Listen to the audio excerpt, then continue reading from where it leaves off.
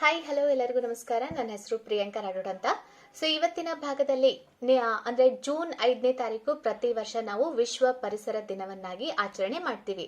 So ಇದನ್ನ ಪಕ್ಕಾ question ಅಂತಾನೆ ಅನ್ಕೊಳ್ಳಿ, ಯಾಕಂದ್ರೆ ಬಹಳ ಸಲ ಈ ಒಂದು ವಿಶ್ವ ಪರಿಸರ ದಿನ ಅದರ ಮೇಲೆ ಕ್ವಶನ್ಸ್ ಗಳನ್ನ ಕೇಳ್ತಾ ಇರ್ತಾರೆ.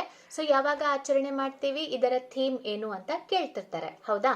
ಸೊ ಪ್ರತಿ ವರ್ಷ ಜೂನ್ 5ನೇ ತಾರೀಕು ನಾವು ವಿಶ್ವ ಪರಿಸರ ದಿನವನ್ನ ಆಚರಣೆ ಮಾಡ್ತೀವಿ. ಇದಕ್ಕೆ ಸ್ವಲ್ಪ ನಾವು ಹಿನ್ನೆಲೆಯನ್ನ ಹೇಳ್ಬೇಕಂದ್ರೆ, ಯಾವಾಗಿನಿಂದ ಈ ಒಂದು ದಿನವನ್ನ ಆಚರಣೆ ಮಾಡ್ತಿದ್ದೀವಿ ಅಂದ್ರೆ, ಸೊ ಮಾನವ ಪರಿಸರ ಕುರಿತು ಸ್ಟಾಕ್ ಹೋಮ್ ಸಮ್ಮೇಳನದ ಮೊದಲ ದಿನದಂದು ಅಂದ್ರೆ 1972 ನಲ್ಲಿ ವಿಶ್ವಸಂಸ್ಥೆಯು ಪರಿಸರ ದಿನವನ್ನ ಅದೇನ್ ಮಾಡುತ್ತೆ, ಸ್ಥಾಪನೆ ಮಾಡುತ್ತೆ. ಸೊ ಇದಾದ 2 ವರ್ಷಗಳ ನಂತರ ಅಂತ ಹೇಳ್ಬೇಕಂದ್ರೆ 1974 ನಲ್ಲಿ ಸೊ ನಾವು ಮೊದಲ ವಿಶ್ವ ಪರಿಸರ ದಿನವನ್ನಾಗಿ ಆಚರಣೆ ಮಾಡಿದ್ವಿ, ಓನ್ಲಿ ಒನ್ ಅರ್ತ್ ಎಂಬ ಥೀಮ್ ನೊಂದಿಗೆ. ಏನ್ ಥೀಮ್ ನೊಂದಿಗೆ? ಓನ್ಲಿ ಒನ್ ಅರ್ತ್ ಅನ್ನುವಂತಹ ಥೀಮ್ ನೊಂದಿಗೆ. ಸೊ 2020ರ ವಿಶ್ವ ಪರಿಸರ ದಿನದ ಥೀಮ್ ಏನಾಗಿತ್ತು ಅಂದ್ರೆ, ಜೀವ ವೈವಿಧ್ಯವನ್ನ ಆಚರಿಸಿ. ಆತಿಥೇಯ ರಾಷ್ಟ್ರ ಯಾವ್ದಾಗಿತ್ತು ಈ ಟೈಮ್ ನಲ್ಲಿ? ಕೊಲಂಬಿಯಾ ಆಗಿತ್ತು.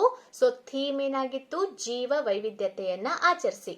2021ರ ಥೀಮ್ ಏನಾಗಿತ್ತು? ಪರಿಸರ ವ್ಯವಸ್ಥೆಯ ಪುನರ್ ಸ್ಥಾಪನೆ. ಓಕೆ, ಸೊ ಪರಿಸರ ವ್ಯವಸ್ಥೆಯ ಪುನರ್ ಸ್ಥಾಪನೆ 2021ರ ಜನವರಿ 5ನೇ ತಾರೀಕಿನ ಒಂದು ಥೀಮ್ ಆಗಿದೆ. ಸೊ ಇದನ್ನ ನಿಮ್ಗೆ ಕೇಳ್ತಾರೆ. ಸೊ ಇದಿಷ್ಟು ಈ ಭಾಗದ ಮಾಹಿತಿ ಆಗಿತ್ತು. ಮತ್ತೆ ಹೆಚ್ಚಿನ ಮಾಹಿತಿಗಳೊಂದಿಗೆ ವಿಡಿಯೋಗಳನ್ನ ಮಾಡ್ತೀನಿ. Thank you.